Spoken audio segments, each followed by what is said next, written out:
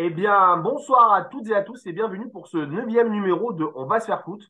Un numéro spécial puisque ce soir, cette émission se mettra sur 131 pour parler Coupe de France et Toulouse Football Club, pour parler de Manchester City et du Bayern de Munich. Alors, avec moi ce soir pour m'accompagner, il y a Daniel Montero à Londres, je crois, cette semaine. Non, non, à Lisbonne. Ah, à Lisbonne, ok. Marc Cabaye au Stade de France. Salut. Et moi-même au stadium municipal. Et donc, sans transition, puisque vous voyez le stadium derrière moi, je vous propose de démarrer notre premier thème sur la finale de la Coupe de France, qui sera l'affiche, on va dire, de la semaine prochaine, en tout cas en ce qui concerne l'actualité footballistique française, puisque donc la finale aura lieu le samedi 29 avril au Stade de France, juste derrière Marc, et opposera le FC Nantes, déjà 4 fois vainqueur de l'épreuve, ou je dirais presque seulement 4 fois vainqueur de l'épreuve, parce que je pensais qu'ils avaient gagné la Coupe de France plus souvent. Et le Toulouse Football Club, donc vainqueur une seule fois de l'épreuve en 1957, ou 0 fois selon les historiens. Donc Ça, ça, les, les, ça, les, ça date, hein. les avis divergent.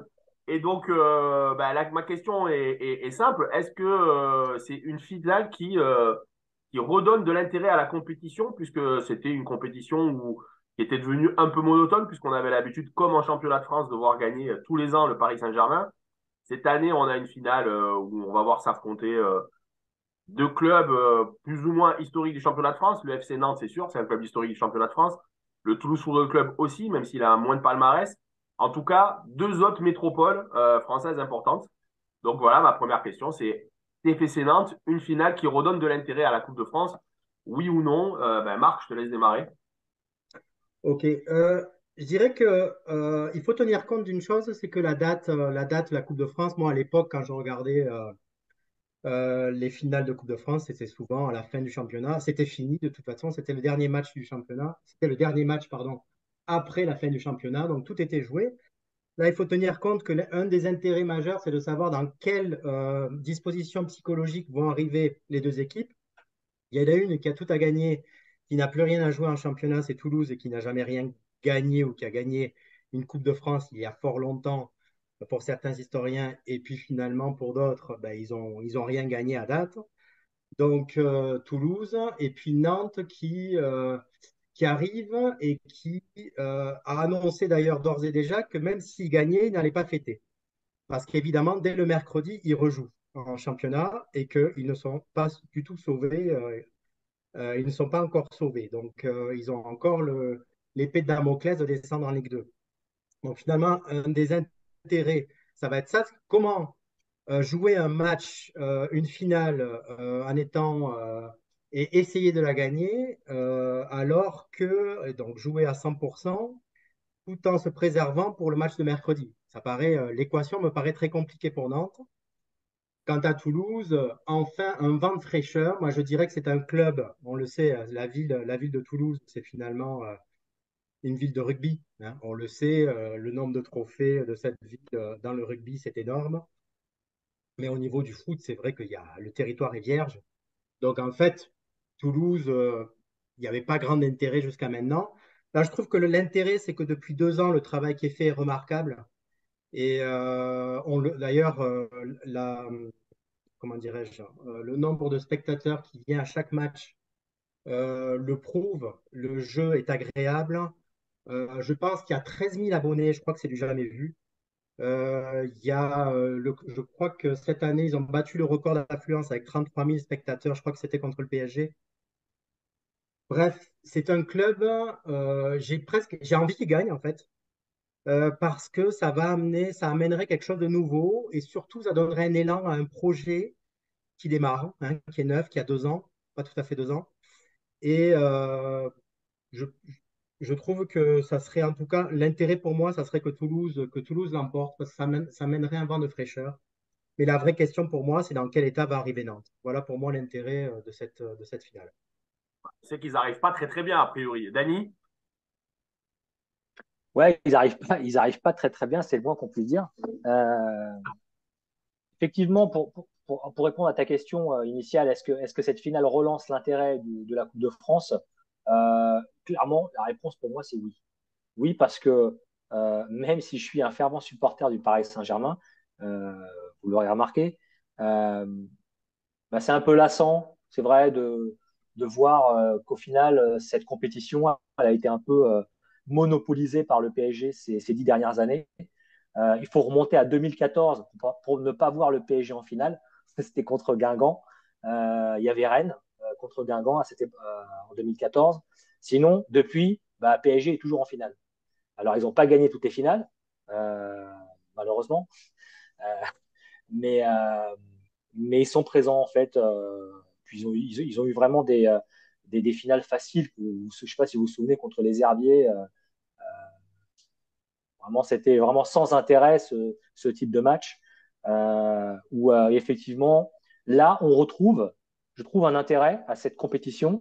D'ailleurs, non pas que sur la finale. Je trouve que dans l'ensemble, les demi-finales et même les quarts de finale qu'il y a eu avant ont été quand même d'un assez très bon niveau avec de belles surprises, avec des éliminations, les éliminations de Marseille, du PSG.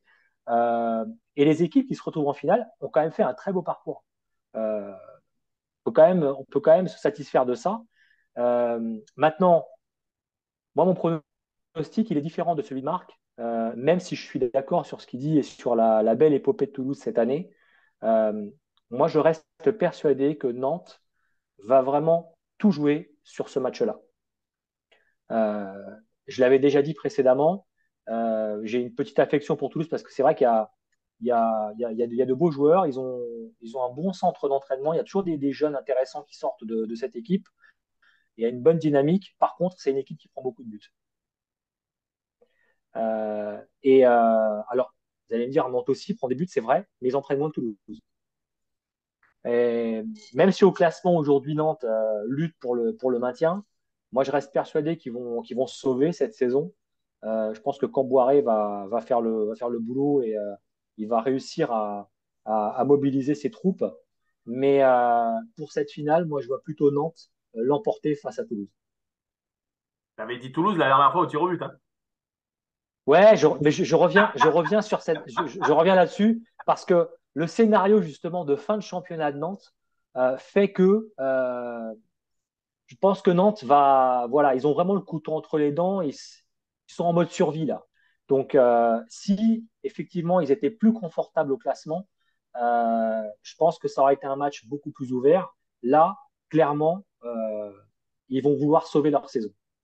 Et sauver leur saison, c'est gagner la Coupe de France et c'est se maintenir en Ligue 1. Donc, ouais, effectivement, je reviens sur ce que j'ai dit et je pense que ça va être un match très disputé, mais je pense qu'au final, Nantes va l'emporter. Bah, l'émission, va s'arrêter là pour toi. Merci d'être venu. Je suis désolé, hein. Non, non, mais sinon, hors de le, au-delà de la blague, moi je pense qu'effectivement, on voit ces derniers mois autour de la Coupe de France un engouement qu'on n'avait pas connu depuis très longtemps. Ça tient, selon moi, au fait que effectivement, le fait que le PSG ait été éliminé prématurément et le fait que Marseille ait été éliminé en quart de finale, ça a complètement ouvert la compétition et que des clubs qui normalement sont pas invités à la table se sont tous pris à rêver à une victoire de la Coupe de France. Bon, je corrigerai juste un détail. Hein. L'an dernier, la finale, c'était Nantes-Nice, hein, donc il n'y avait déjà pas Paris. Mais on avait vu cet Ouais, engouement. exact, pardon.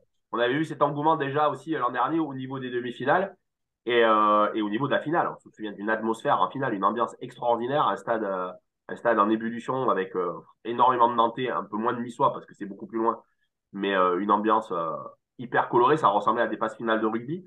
Donc là, on retrouve cet engouement en foot finalement qu'on trouve, effectivement, je prenais cet exemple, pratiquement que lors des phases finales de rugby avec des supporters maquillés, avec une envie de fête. Donc on retrouve ça. Il y a un engouement dans les deux villes incroyable. Voilà, comme vous le savez, moi je suis supporter de Toulouse.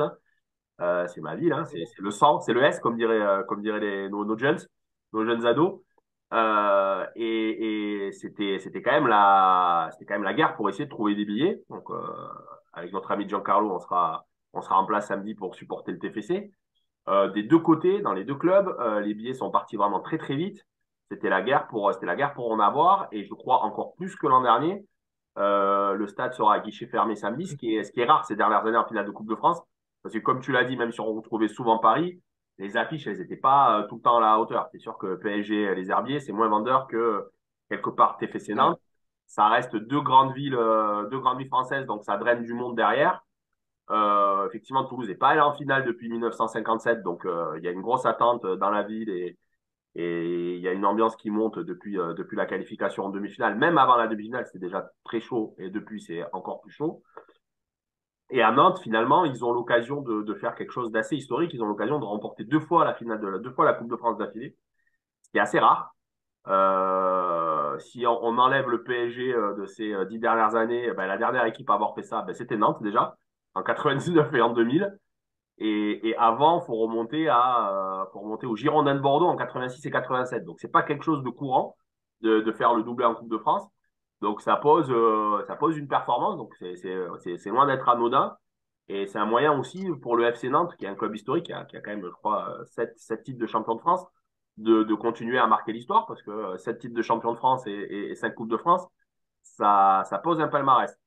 Après, là où alors je partage à peu près l'avis de Marc, je suis pas d'accord avec Dany, c'est que les FC Nantes, ils sont quand même très très mal. Très très mal. Là, à date, ils sont à égalité avec Brest en nombre de points. À 30... Ouais, ils sont à 32 points. Ouais, ils sont à 32 points tous les deux. La seule chose qui les départage, c'est la différence de but. De but. Et là, le match qui joue mercredi après la finale de la Coupe de France, c'est un déplacement à Brest. Donc le match le plus important pour eux, le match qui est interdit de perdre, c'est celui à Brest. S'ils perdent à Brest, c'est mort. L'affaire, elle sera entendue parce qu'après, il faut qu'ils se déplacent encore à Strasbourg. Et je sais plus entre guillemets, candidat au maintien. Donc, ça va être très, très, très, très compliqué pour Nantes. C'est vrai qu'il, Mais Mehdi, excuse-moi de te couper, mais ouais, là où tu as raison sur l'état de forme de Nantes, je suis d'accord avec toi. Simplement, moi, je pense qu'il y a eu un truc qui s'est passé le week-end dernier à Nantes qui est arrivé au bon moment, justement. Ils égalisent avec 3 à la maison. Ce n'était pas prévu. Et il y a eu le gros coup de gueule de Comboiré, comme il sait le faire. Et je pense que justement, ça arrive à point nommé. C'est vraiment le moment idéal voilà, pour créer un électrochoc dans cette équipe en fin de saison et qui va justement remobiliser un peu les troupes. Et comme tu le disais, Nantes, c'est quand même un club historique. Nantes, c'est vraiment, voilà, il y a eu des grands joueurs qui sont passés par Nantes. Ils ont gagné la Coupe de France à plusieurs reprises. Et justement, ça parle, ça, en fin de saison. C'est des arguments assez forts que Camboire peut utiliser justement pour mobiliser le mais vestiaire. moi, j'ai un gros doute. On verra samedi, on verra à la fin de saison s'ils se maintiennent ou pas. J'ai quand même un très, très gros doute sur est-ce que le message d'Antoine Comboiré passe toujours dans cette équipe. Parce qu'il n'y aurait pas la finale de la Coupe de France. Je pense que Comboiré, il aurait déjà pris la porte. Un entraîneur qui survit à 10 matchs d'affilée sans victoire, alors que tu luttes pour le maintien, ils ont tous pris la porte derrière. Ce qui a sauvé Camboiré, c'est Mmh. le match contre Lyon et le fait qu'ils aient une finale à jouer et que du coup, le président, il n'ait pas voulu déstabiliser le club puisqu'il ne l'était. Le vestiaire. Prévision de la finale. Mais je suis pas sûr, je me demande si vraiment le discours il passe toujours parce que le coup de gueule de Camboiré, il l'a poussé après le match à Auxerre où il a dit qu'ils étaient vraiment une équipe de merde.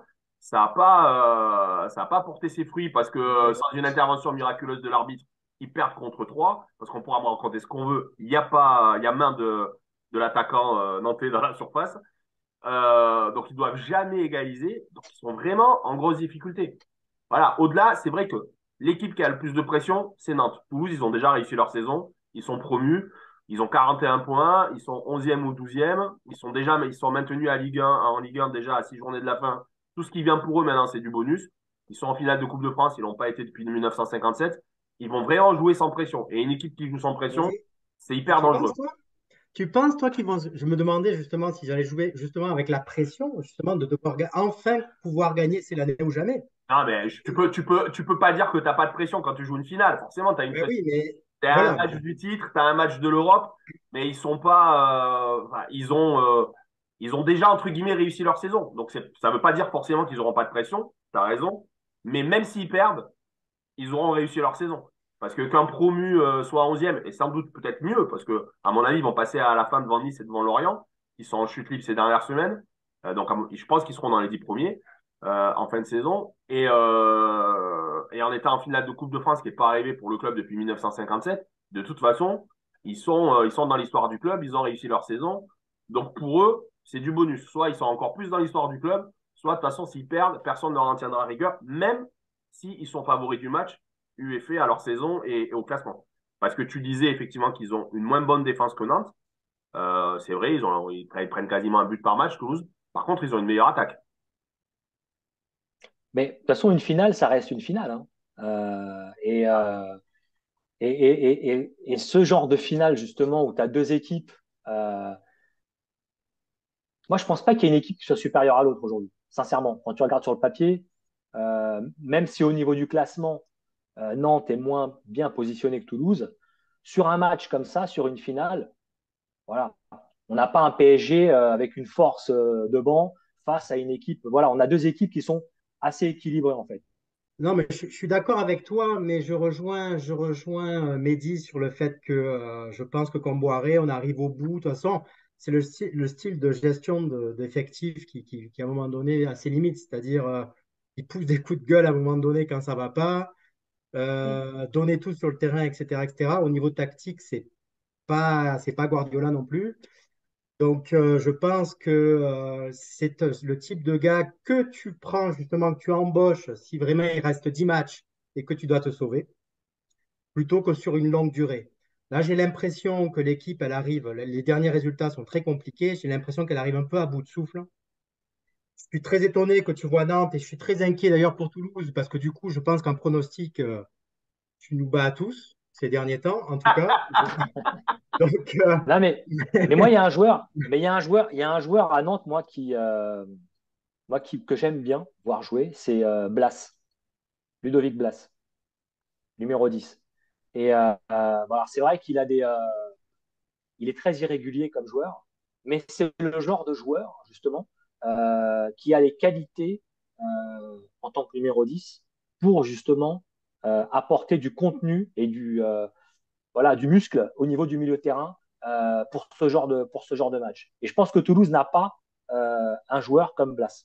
Ils ont d'autres qualités, mais en vrai numéro 10 à ce poste-là, euh, ils en ont un, bien évidemment, mais je ne pense pas qu'il soit de la qualité de Ludovic Blas. Ah, je pense, honnêtement, hein, je pense que Branco Van Den Boomen, ça vaut Ludovic Blas. Hein.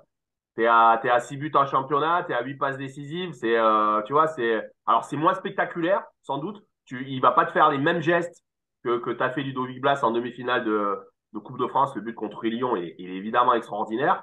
Il est moins connu que Ludovic Blas parce qu'il n'est pas français. Hein. Blas, c'est la génération Mbappé. Ils ont été champions d'Europe U17 ou U19, je sais plus, ensemble. Donc Mm. c'est la même Ouais. génération.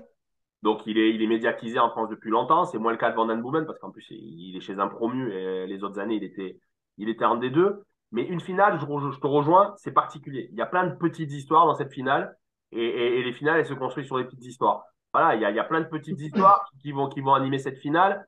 À Toulouse,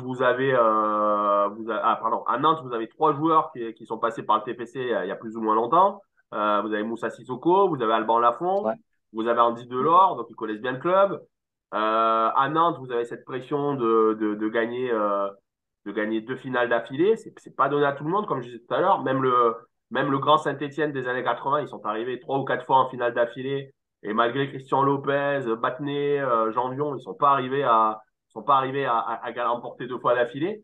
Donc c'est compliqué. Juste un dernier point, parce que c'est quelque chose que j'entends souvent et qui, en tant que Toulousain, me hérisse souvent le poil. Toulouse, c'est une ville de foot. Voilà. Malheureusement, c'est une ville de foot qui a jamais eu de grande équipe de foot, qui en a eu qu'une seule dans les années 80 avec Marsico, Stopira, etc., etc. Et à cette époque-là, le stade, il était tout le temps plein. ouais, cette Après, année. ça y est, Mais c'est vrai que quand tu parles de Toulouse, souvent, c'est le rugby. Alors, peut-être que c'est aussi une ville de foot, mais c'est vrai qu'en rugby, ça, c'est exceptionnel ce qu'ils font tous les ans, et encore cette année. D'ailleurs, l'ironie du sort, c'est que je pense que c'est le match en même temps, quasiment, hein. En tout cas, c'est la même journée. le même jour, ouais. Voilà, donc c'est l'ironie du sort, mais généralement, on passe au rugby. Ok, je voulais Non, pas non, mais offenser le t'as Toulousain. raison. En termes de trophées, c'est sûr. Mais voilà, moi, encore une fois, c'est une ville de foot qui n'a pas eu d'équipe de foot à la hauteur de la ville. Parce que par contre, Ok. c'est un centre de formation hyper réputé. Dans toutes les équipes de France qui ont gagné des trophées, quasiment, il y a toujours eu des Toulousains. Il y a eu Doumer, il y avait Jean-François Doumer en 84, qui était capitaine du TFC à l'époque. À la Coupe du Monde 86, il y avait Stopira, même si on gagne pas, si on gagne que la médaille de bronze. En 98, il y avait Barthez et Candela qui ont été formés au TFC. C'est pas donné. Il n'y a pas beaucoup de clubs non plus qui forment des joueurs qui performent avec l'équipe de France, tu vois. Si tu cites les trois quatre meilleures villes de foot en France, tu cites pas forcément Toulouse. Tu vois, c'est pas dans le top des. Non, non, mais Après, je suis d'accord avec toi.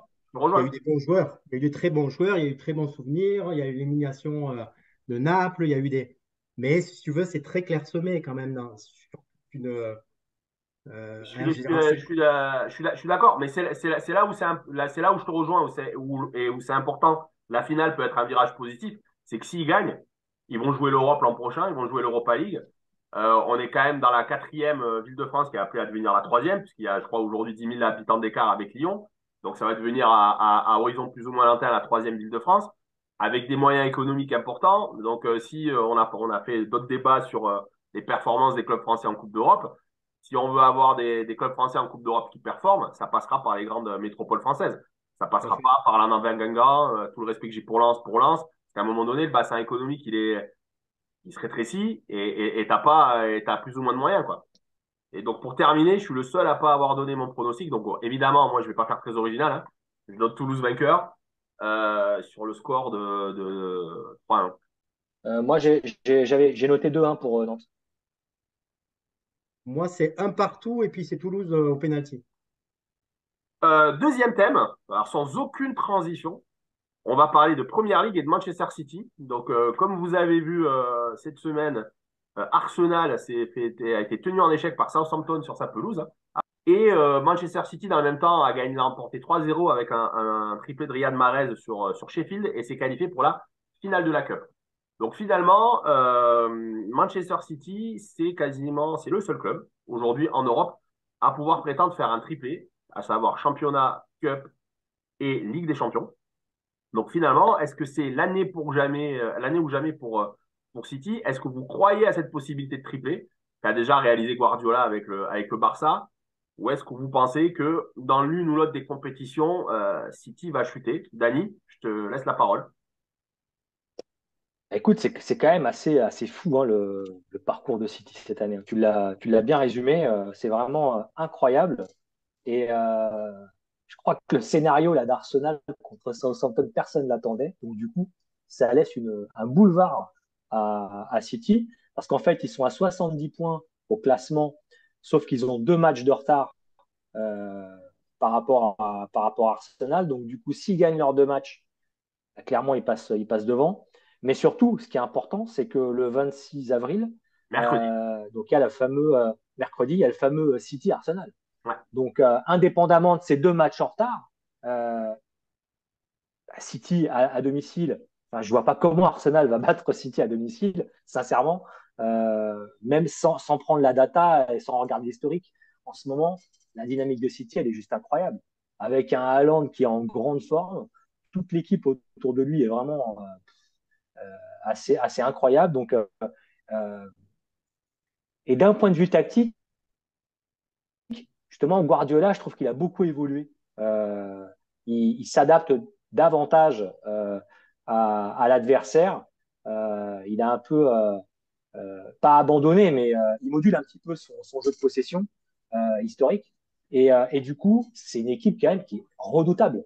Donc, moi, en championnat, prenons parcours au niveau du championnat, City, je pense qu'ils vont gagner mercredi. Derrière, à mon avis,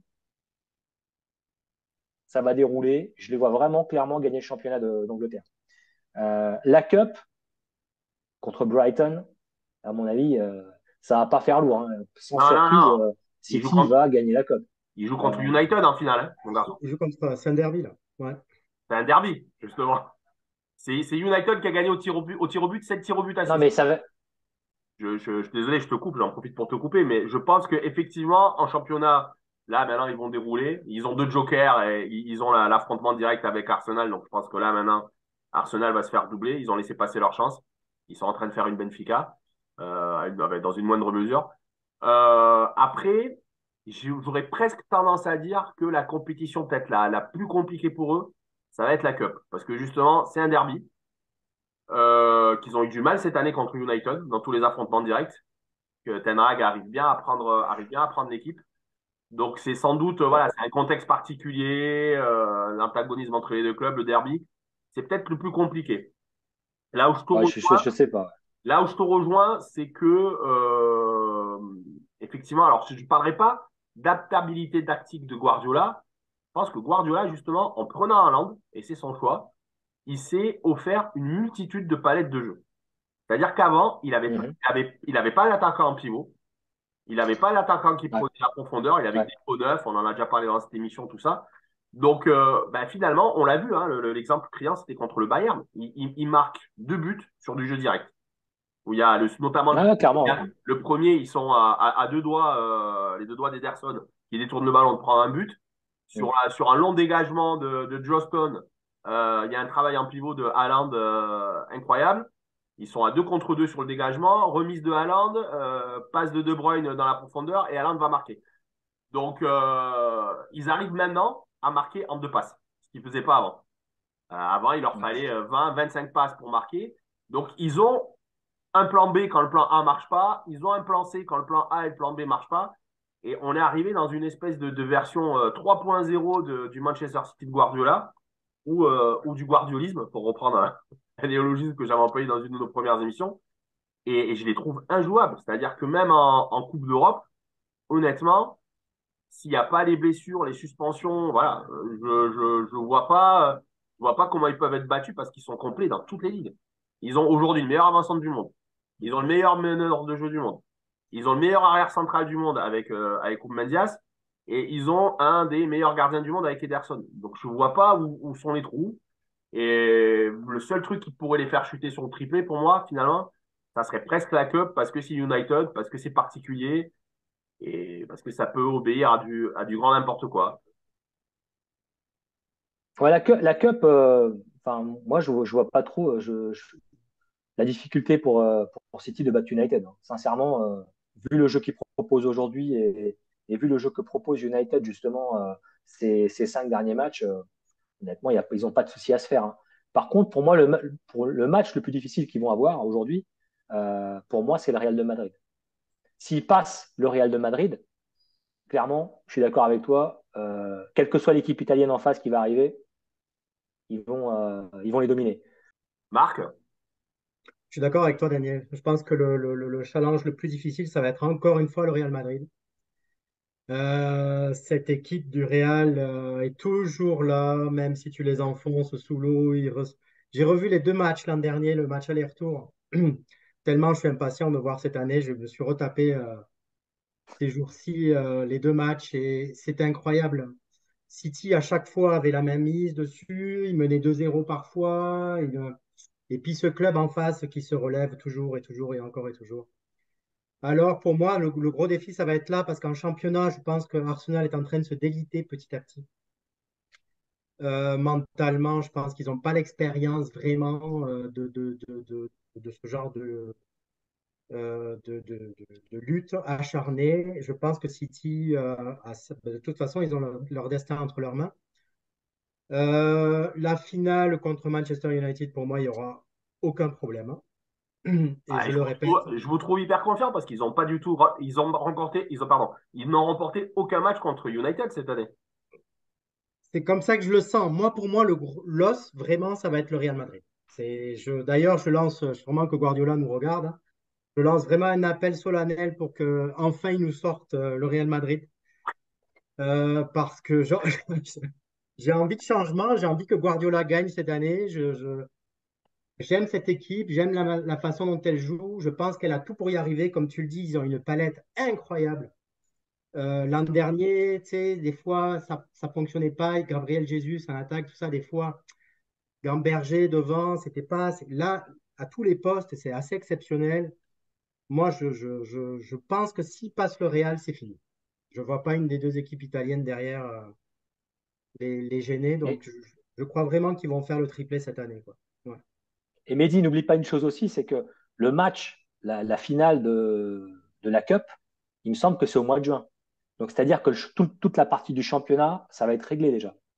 Et la Ligue des Champions. Donc, Ouais. comment? Et la Ligue des Champions. Voilà, donc ça veut dire que si City arrive en mode locomotive, c'est-à-dire en ayant gagné le championnat et en ayant gagné la Ligue des Champions, bah, laisse tomber, ils vont les, euh, ils vont les manger. Donc, en gros, pour conclure ce débat, triplé, pas triplé, très rapidement, Marc, triplé. Triplé, ouais. Mm. Dany? Ouais, triplé parce que ça se passe en juin, la finale de la Cup, donc moi je pense que ouais, triplé. Ok. Bon, moi, même si j'aimais beaucoup le dessin animé qui passait sur la 3, je vais dire pas triplé. Juste par, juste par respect de contradiction. Et parce que je suis un sale gosse. Bon, sans transition aucune, on va passer au championnat d'Allemagne. Ça nous arrive pas tout le temps de parler du championnat d'Allemagne. Mais ce week-end, gros tremblement de terre puisque le Bayern de Munich s'est incliné une nouvelle fois et a relaissé la place de leader au Borussia Dortmund à quelques encablures de la fin. Parce que je vous rappelle que c'est un championnat à 18 clubs en Allemagne, il y a 34 journées, et donc il doit rester 5-6 journées à tout casser. Donc voilà, finalement, le Bayern, déjà éliminé de la Coupe d'Allemagne à domicile par Fribourg, sorti de la Champions League, donc comme on l'a vu cette semaine par Manchester City, en marquant un but sur un penalty très discutable. Donc, ce Bayern de Munich, pour la première fois depuis très très longtemps, va-t-il réaliser une saison blanche? Ça fait, je crois, 10 fois d'affilée qu'ils étaient champions d'Allemagne. Donc, pour l'instant, c'est une grosse surprise. Marc, je connais ta passion pour Thomas Tuchel.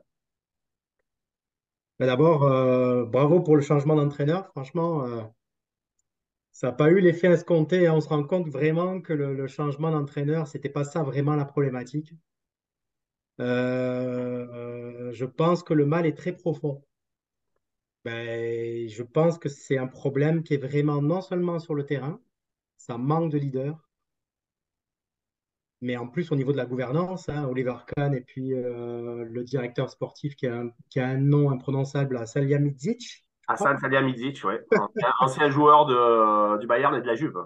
Ouais, qui sont fortement contestés. Ça manque, qui se plaignent qu'il n'y ait pas de résultat et tout ça, mais qui n'apportent pas vraiment de réponse. On est loin du duo incarné autrefois par Rummenigge et puis par Honest. voilà, qui eux, quand ils tapaient du poing sur la table, ça bougeait et puis pendant 6 mois, tout le monde filait droit. Là, à l'heure actuelle, c'est pas vraiment le cas. Je pense que vraiment, c'est inquiétant. Ça prendrait des joueurs de caractère, un peu comme Thorsten Frink à l'époque. Je ne sais pas si vous vous souvenez, dans les années 2000. Mais en tout cas, la chance qu'a le Bayern, c'est que Dortmund est une bonne équipe. Mais jusqu'à présent, elle en a profité ce week-end, du faux pas finalement du Bayern. Mais d'autres fois, elle n'a pas su en profiter. Et je ne suis pas sûr que ils sachent en profiter jusqu'au bout. En plus, je crois que le week-end prochain, le Bayern joue contre le dernier. Donc le Hertha Berlin, je pense, c'est ça, hein, c'est le prochain match. Donc là, je pense qu'ils vont se remettre la tête à l'endroit. Et si je regarde, eu égard au calendrier, si je regarde le calendrier, franchement, je trouve qu'il est beaucoup plus positif, en tout cas pour le Bayern que pour Dortmund. Donc je pense que ça va passer, mais très très juste, mais je pense que ils vont quand même gagner le championnat. Alors moi, je te rejoins, hein. Moi, je pense qu'il y a un vrai problème de gouvernance. Que Honest, surtout, n'a pas été remplacé parce que Salihamidzic, il avait fait quelques bons recrutements. Ça fait un petit moment qu'il est là. Salihamidzic, il a commencé son mandat sous la présidence Honest. Mais je vois effectivement, je lis là ces derniers jours qu'Oliver Kahn est déjà très menacé, qui visiblement il quitterait la présidence du conseil de surveillance à la fin de l'année. Je pense que effectivement il y a plus de leadership et qu'on voit que dans tous ces gros clubs, quand le leadership fait défaut, comme dans n'importe quelle entreprise finalement, ben, ça part en conouille, hein. Jean-Michel Aulas a été un très très grand président pendant longtemps et là il ressent qu'il est plus près de sucrer les fraises qu'autre chose et Ah donc oui, le club part en sucette. Voilà, c'est un peu pareil au Bayern, la transition s'est pas faite. Euh, et ça se ressent dans la politique sportive. Le recrutement a été très très bizarre. Voilà. On a laissé partir des gens au milieu de terrain, on a laissé partir évidemment Lewandowski. On l'a remplacé par Mané. Mané, c'est pas un vrai avant-centre. C'est compliqué parce que au Bayern, il y a cette culture de l'avant-centre. Même quand Guardiola était là, il y avait cette culture de l'avant-centre. C'est quand même une caractéristique du jeu allemand qui est très présent. C'est un club où ils ont vu passer Müller, où ils ont vu passer Rummenigge, où ils ont vu Gerd Müller, hein, bien sûr, où ils ont vu passer Rummenigge, où ils ont vu passer Klinsmann, où ils ont même vu passer Jean-Pierre Papin. Donc il y a cette culture de Giovanni Elbert, il y a cette culture du buteur, du renard des surfaces. Ils n'ont pas là. Et on sent que ça leur fait défaut parce qu'il y a, même quand Nagelsmann était là, il y avait une domination sur les matchs, il y avait du beau jeu, il y avait des joueurs comme Coman ou Sané qui faisaient des différences sur les côtés, mais il n'y avait pas de vrai avant-centre pour reprendre les offrandes. Quand on se rend compte qu'un club comme le Bayern, l'avant-centre, enfin, le meilleur buteur aujourd'hui, c'est Choupo-Moting, ça en dit long sur, quelque part sur la faillite Ouais, sportive exactement. du club et du recrutement. Après, voilà, je te rejoins. Je trouve que le changement d'entraîneur, quelque part, compliqué. Alors, il y avait des problèmes de vestiaire. C'est le vestiaire qui avait demandé la tête de Nagelsmann, en particulier Mané. On voit qu'avec l'arrivée de Turel, ben, Mané, il s'est pas calmé. On a vu la dernière fois où je crois qu'il a mis une baffe à Leroy Sané sur le terrain ou dans les vestiaires. Ça s'est très, très mal passé après le match contre City. Et ils ont du mal à retrouver l'unité dans le vestiaire. Mais ça, à la limite, c'est quelque chose qui est assez courant dans l'histoire du Bayern. Je ne sais pas si vous vous souvenez, de l'époque de Mataous et de Lizarazu, quand ils ont venu aux mains aux entraînements, ils ont toujours bien aimé se mettre des baffes Oui, oui, et des danses et gagner le week-end. Là, chez oui, mais Nagelsmann, il y avait moins de talent C'était offensif. différent. il y avait du caractère, il y avait du caractère. Et là, ce qui est très inquiétant, c'est que si tu regardes la première mi-temps contre Mayence, ils mènent, je crois que c'était 1-0 à la mi-temps. Ils doivent gagner 2 ou 3-0 à la mi-temps.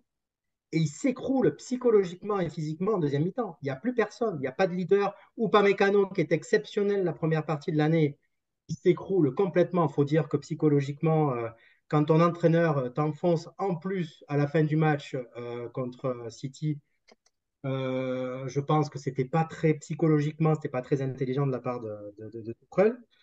T'as Leroy Sané qui déçoit d'année en année. Je pense que c'est pas un joueur de très haut niveau. Je pense que c'est un très bon joueur, mais c'est pas un joueur de très haut niveau qui a la mentalité professionnelle à s'entraîner puis à être sérieux, etc. Je pense pas.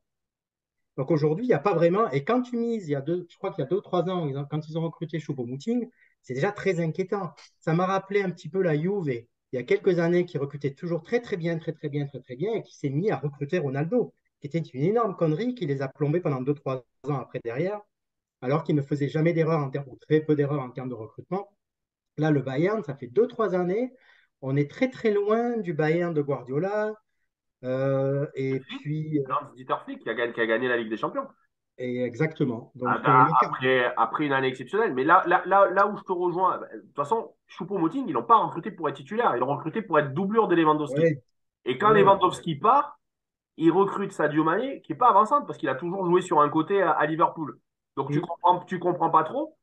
Et pour en revenir à Leroy Sané, pareil, quand ils recrutent Leroy Sané, ils recrutent Sané avec déjà un joueur de côté qui s'appelle Serge Gnabry, et qui vient de faire une saison fantastique en Ligue des Champions quand il gagne la Ligue des Champions. Donc, ouais, ils mettent en difficulté des joueurs qui sont au top en leur mettant des joueurs dans les pattes. Alors, ça a du monde la concurrence, mais c'est bien aussi qu'elle soit plus ou moins hiérarchisée, de ne pas couper l'élan de joueurs qui se révèlent. Et moi, là où je suis déçu sur Tourelle, c'est qu'il y avait un seul truc positif dans cette équipe, c'était l'assise défensive, et qu'il l'a complètement cassé. Il a complètement bousillé l'assise défensive qu'avait créé Nagelsmann avec la défense à 3. Il y avait une défense à 3 qui marchait très bien entre De Ligt, Upamecano et Pavard. Il a décidé de revenir à 4 derrière. Il a fragilisé Upamecano qui est meilleur à 3 derrière. Hein. Même en équipe de France, il fait des bons matchs en équipe de France. On se souvient qu'au début, il avait fait des bons matchs de merde à 4 derrière. Et Pavard, qui n'aime pas jouer arrière droit, et qui était excellent en axe droit, et qui a de nouveau du mal arrière droit. Donc moi, je ne les vois pas revenir. Parce que effectivement, tu l'as dit tout à l'heure, Dortmund, ils ont raté plusieurs fois le coche en début de saison, et là, ils leur font un cadeau finalement tombé du ciel. Et donc, je ne les vois pas revenir, même ne serait-ce que mentalement. Parce que effectivement, il faut que Dortmund trébuche. Mais il faut aussi que le Bayern gagne tout derrière. Est-ce qu'ils vont être capables de gagner tout derrière? Alors peut-être contre le Hertha Berlin, ça mais c'est les autres fait. matchs, je ne sais Mm. pas. Dani, Non, mais moi, je suis d'accord avec ce que vous avez dit, autant Marc que toi, sur le fait que le mal du Bayern est profond, en fait. Et moi sincèrement, j'avais un peu, je pensais pas, ça, honnêtement, que le mal était aussi profond que ça au niveau du vestiaire. D'ailleurs, je les voyais même passer contre City. Euh, donc, je pensais qu'il allait avoir un électrochoc et ça n'a pas eu lieu, clairement. Donc, c'était un coup dans l'eau et je pense que Mehdi, tu as raison. L'effet Tuchel a pas eu vraiment l'effet escompté. Et donc, du coup, comme disait Marc, et je suis complètement d'accord, le mal il est vraiment très profond. Il est dans le vestiaire et dans le leadership. Oliver Kahn est trop présent dans ce club. On l'entend trop. Euh, voilà, c'est quelqu'un qui devrait être beaucoup plus discret. Euh, je crois qu'il confond un peu les rôles. Alors, c'est peut-être difficile pour lui parce qu'il a été sur le terrain et il voit son club voilà, dans cet état-là. Ça doit être compliqué à gérer, mais ça reste un dirigeant et je pense que les sorties qu'il a eues ne sont pas en faveur de son club. Après, tu as Sadio Mané, tu l'as dit, il vit un enfer en ce moment. Il vit un enfer. Il y a des infos qui circulent dans les réseaux. Il vit vraiment un enfer dans le vestiaire. Tu as Lucas Hernandez, pareil, qui maintenant est en proie à des polémiques avec son ex-femme, enfin de ce qui s'était passé à l'Atlético. Enfin bref, dans le vestiaire du Bayern en ce moment, c'est le bordel. Et donc, du coup, il y a une fragilité émotionnelle au sein de ce groupe qui fait que ça se reflète sur le plan sportif. Et moi, je regardais le calendrier du Bayern au niveau du championnat. Ils vont quand même jouer deux matchs contre des candidats qui luttent pour se maintenir.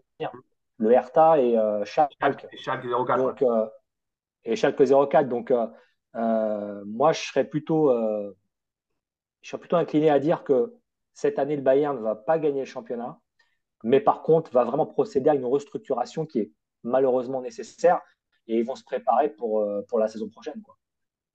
Il cherche déjà un attaquant, évidemment. Bah, oui, tu m'étonnes. Ouais. Et qu'est-ce qu'il y a comme attaquant sur le marché? Ça va être compliqué. Et moi, pour revenir sur le calendrier, moi, je crois que J'imagine. vraiment, le gros match pour eux, il reste que 5 journées, championnat d'Allemagne. Avant-dernière journée, ils reçoivent Leipzig. Ils Ouais, reçoivent en plus, ouais, Leipzig. qui est Donc, cinquième. ça Leipzig va qui est cinquième, ouais. et qui va jouer sa qualif en Ligue des Champions. Donc, ça Ouais. va être coton. Ils n'ont pas un championnat Alors que comme ça. de l'autre côté, Dortmund, il joue que des milieux de tableau. Non, non, mais je suis d'accord. Donc, saison blanche, pas saison blanche. Moi, je dis saison blanche. Bon, saison blanche. Moi, je pense que ils vont quand même avoir le titre. OK. On note tout ça. On note tout ça et on va passer sans plus tarder au prono. On va commencer par une affiche au sommet en Serie A entre l'AS Rome et le Milan AC. Vous avez suivi dans l'actualité cette semaine que la Juve a récupéré ses 15 points de pénalité et donc est désormais troisième de Serie A, ce qui a chamboulé le classement. La Roma, qui était troisième, glisse à la quatrième place. Et le Milan AC, qui était quatrième, n'est plus pour le moment qualifié en Ligue des Champions. Et donc, on a un match entre la Roma et le Milan AC, entre le troisième, non, pardon, entre le quatrième et le cinquième, qui sont exactement à égalité de points. Donc, un match à 6 points.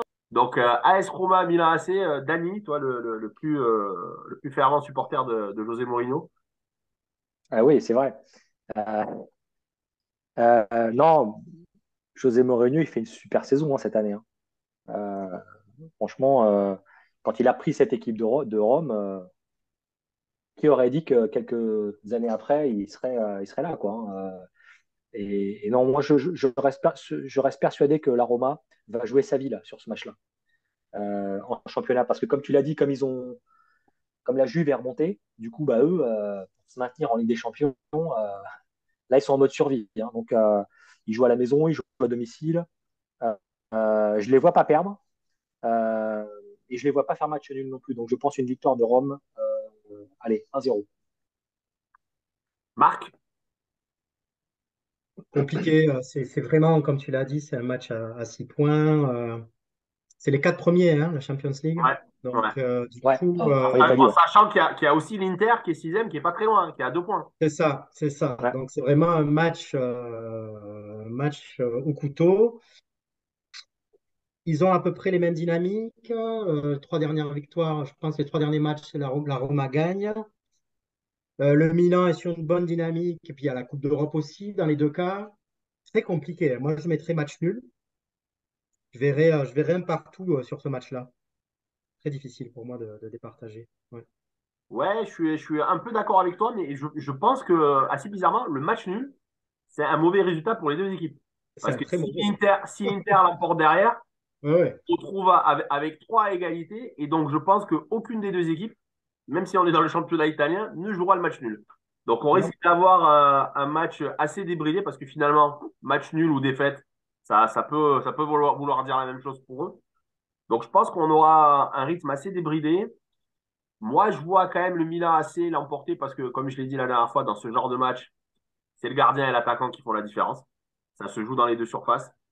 Et dans les deux surfaces, je pense que le Milan AC est supérieur. Aujourd'hui, Mike Maignan, c'est supérieur à Rui Patricio, même si Rui Patricio a été un très bon gardien, malheureusement pour l'équipe de France en finale de l'Euro 2016. Et je pense que les attaquants du Milan sont meilleurs que les attaquants de la Roma. Donc, je donnerai une victoire 2-0 du Milan AC. Voilà. Et je vous propose d'enchaîner avec un derby au Portugal, un derby entre le FC Porto et le Boa Vista. Un derby qui vaut cher aussi, puisque le FC Porto s'est engagé dans une course-poursuite contre le Benfica. Ils sont revenus à 4 points depuis 2 journées. Benfica a eu du mal à l'emporter contre Estoril ce week-end, un petit 1-0. Mais le FC Porto a aussi eu beaucoup de difficultés à l'emporter à l'extérieur. Donc, Marc, tu connais ta passion pour le championnat portugais. Merci de l'exposer au grand jour. Oui, oui. Oui, ben, en fait, il y a quelques semaines encore, on disait que Benfica allait être champion. Et là, Porto a clairement l'occasion de s'approcher vraiment, vraiment encore plus de Benfica, même d'être champion à la fin de l'année. Le championnat, quand même, portugais est assez déséquilibré, hein. Quand on joue le 11e et qu'on est deuxième, en général, ça se passe bien. Oui, c'est un Euh, derby. donc, je dirais que franchement, une victoire large de Porto, enfin, bon, large, un bon 2-0, je pense que, ouais, ouais, je pense que Porto va l'emporter. Ils ne vont pas passer à côté de l'occasion de mettre la pression sur le Benfica. Dani? Ouais, bah, je pense que oui, Porto va l'emporter. C'était contre Passos de Ferreira Ah, merci. qu'ils ont eu du mal ce week-end. Et effectivement, ils ont eu beaucoup de mal. Contre Boavista, c'est un derby, tu l'as dit, à Porto. Historiquement, Porto ne perd pas ces derbys. Soit ils font match nul, soit ils gagnent. Donc là, vu qu'ils sont sur une lutte acharnée pour le titre, ils vont, je pense, l'emporter. Je vais dire 3, 3-0. Oui, moi aussi, je pense qu'ils vont l'emporter. Le championnat portugais est d'autant plus relancé que mathématiquement, aujourd'hui, même Braga peut être champion, en sachant que Braga va se déplacer dans 15 jours au Stadio da Luz. Et donc, s'ils se Gros déplacent match. voilà, dans 2 matchs, par bonheur pour eux, ils arrivaient à gagner dans le stade du Benfica, on aurait un regroupement où les trois premières équipes se tiendraient en 3 points. Donc, en fait, Porto, non seulement il faut qu'ils gagnent pour essayer de rattraper Benfica, mais il faut qu'ils gagnent aussi pour pas que Braga leur passe devant. Parce que Braga n'est qu'à 2 points finalement du FC Porto. Mhm. Deux Donc, points, ouais. finalement, comme on dit en cyclisme, ils sont en chasse-patate. C'est pas toujours la meilleure position. Donc, il faut vraiment qu'ils continuent à appuyer sur l'accélérateur. Donc, ouais, moi, je vois Porto l'emporter 3-1. Ils jouent à domicile. Effectivement, ils jouent le 11e du championnat portugais. Une des équipes, je crois, détenues par Gérard Lopez. C'est pas toujours un gage de qualité. On l'a vu à Bordeaux ces dernières années.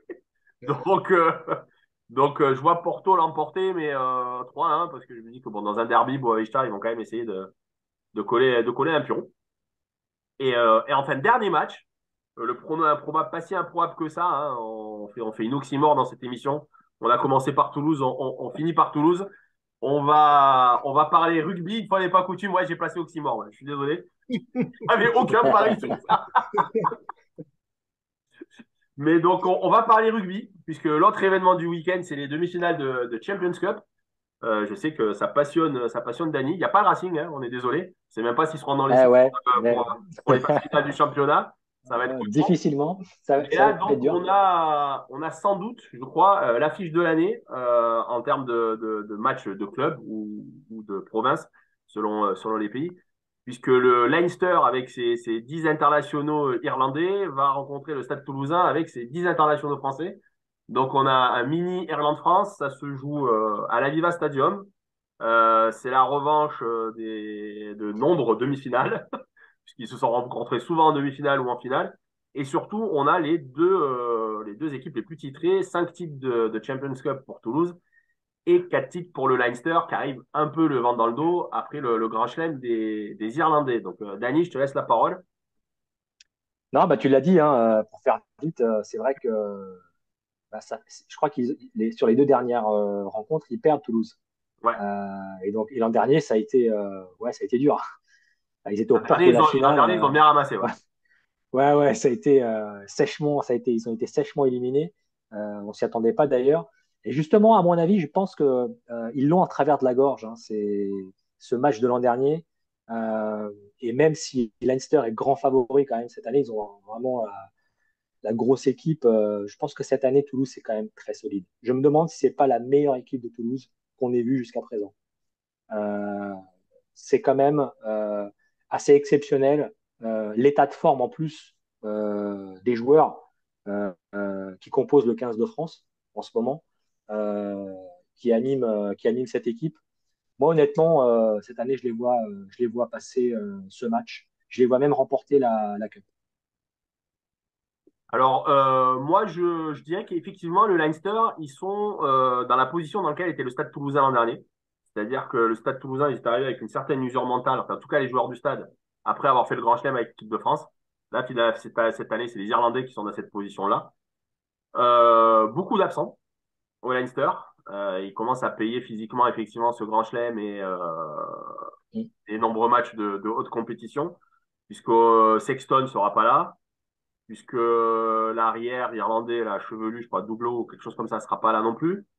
Et celui qui a été désigné, le troisième ligne qui a été désigné meilleur joueur du monde l'an dernier, il est très, très, très incertain.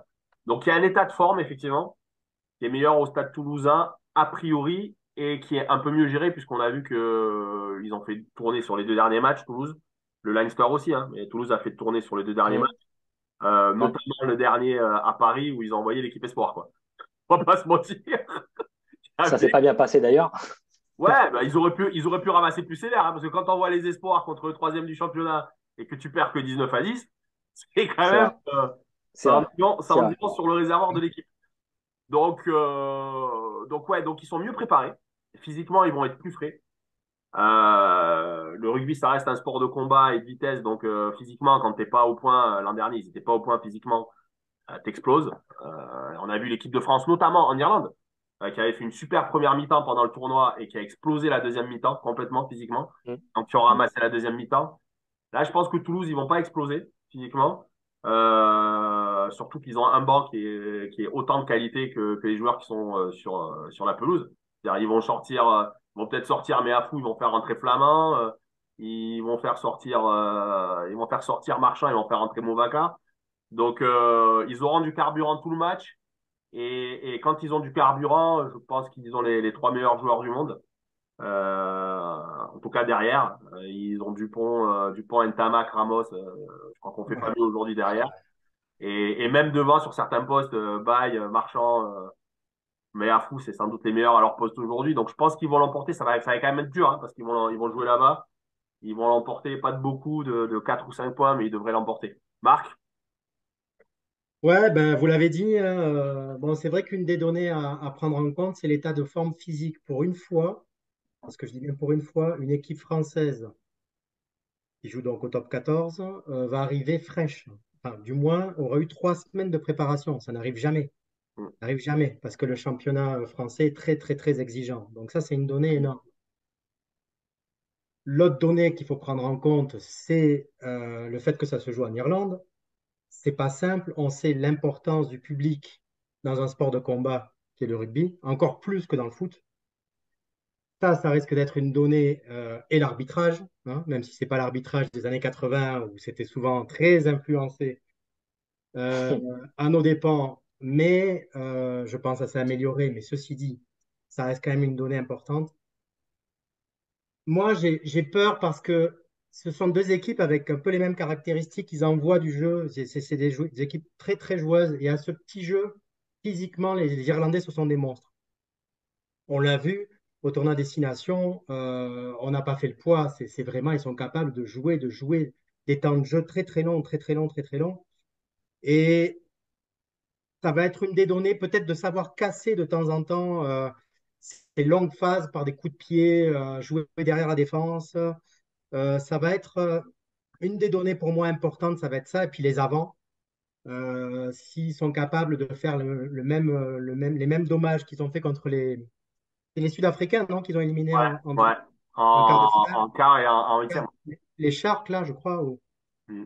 Je pense qu'ils sont capables de renouveler l'exploit qu'ils ont réalisé au niveau des avants, c'est-à-dire leur casser la gueule en termes de rugby, et puis envoyer du jeu derrière. Je pense qu'ils ont une chance. J'ai peur juste que ça se joue en Irlande. Voilà. Si cette donnée n'y était pas là, terrain neutre, je dirais éventuellement Toulouse, mais rien que cette petite donnée, j'ai l'impression que ça va être un traquenard et que pour une fois, samedi, Toulouse sera une ville de foot pour moi et non pas une ville de rugby. Donc, malheureusement, je mise plutôt Leinster là-dessus.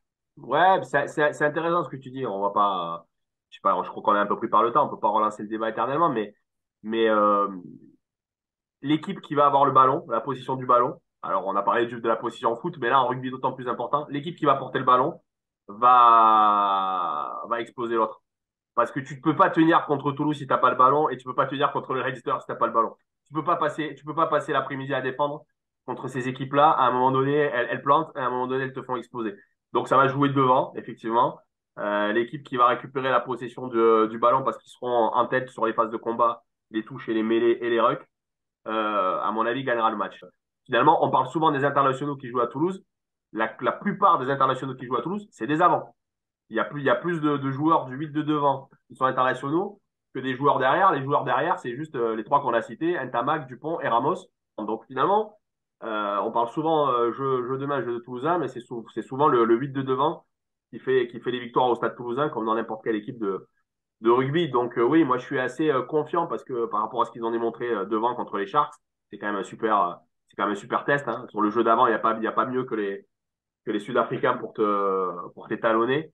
Donc après, si l'arbitrage est à la hauteur, effectivement, il devrait l'emporter. Et je pense que le 29 avril sera une date historique pour la ville de Toulouse. Ok, bon, ben écoutez, j'espère vous revoir mardi prochain parce que si ça se passe bien, je pense que je vais avoir une très très grosse gueule de bois.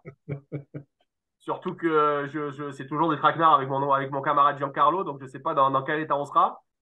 Bon, on n'oublie pas en tout cas, on vous souhaite un bon 25 avril parce que c'est un jour de fête aujourd'hui au Portugal. C'est férié. Demain? Et non, aujourd'hui. Hein. Aujourd'hui, pardon. On enregistre. Non. C'est un jour de fête. C'est un jour de fête aujourd'hui au Portugal. Oui, oui, aujourd'hui, tout à fait. Donc, bonne révolution des œillets. On vous souhaite une belle semaine sportive. Belle Ok, on semaine attend ça avec impatience. et à bientôt. Bonne semaine. La French Radio. Portugal.